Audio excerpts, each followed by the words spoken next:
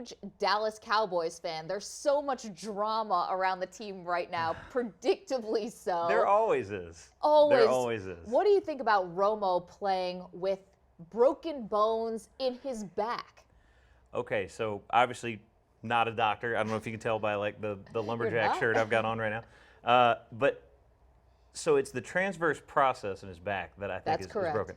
So I was talking to a friend of mine that knows a lot more about that stuff than I do, and they were like, basically it's not anything that would be in danger of hurting the surgeries he had in the offseason, because it's not like his spinal column.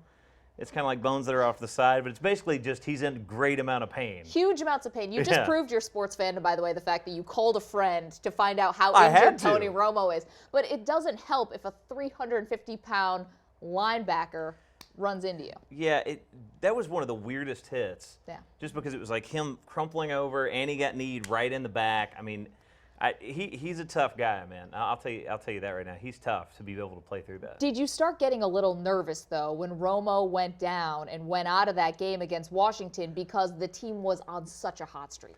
I'm nervous anytime any of them get hit, because it's one of those things for me. I've got a lot of friends that are Redskins fans. I've got a lot of friends that don't have anything to do with that division, and they're just like, oh, the Cowboys, we hate them.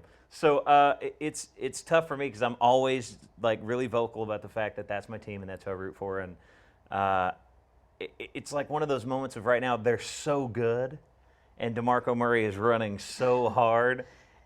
I'm just like, every time they play a game, you're just like sitting there with your fingers crossed going, okay, nobody get hurt. Emmitt Smith was sitting in the seat you were sitting in last week. We called it cautious Kinda freaks me out. optimism. They have a decision to make with Dez Bryant coming up. Do they re-sign him to a huge deal, or are these perceived red flags going to prevent the Cowboys from making him a Cowboy for life? You know what? I think that one thing that they have done really well for a long time is handled really large personalities on that team.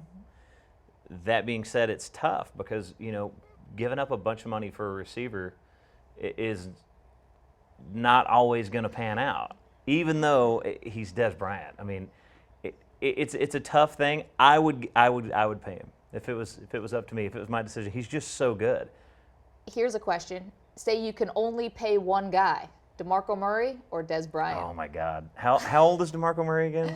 He's in his 20s, late 20s. Yeah, I was gonna say because there's that like imaginary line for running backs when they hit 30, and it's like, God, it's a run-heavy team. There's been games where I think there's the one game where Dez didn't even get a touch until like right at the end of the fourth quarter. So I would go DeMarco Murray right now because it's being cautiously optimistic. I think he's gonna stay healthy. He's running like a madman right now, and it's really great. The fact that you're sitting here having a conversation about a team and going, well, who would you give money to? It means you've got great players. It means you have options.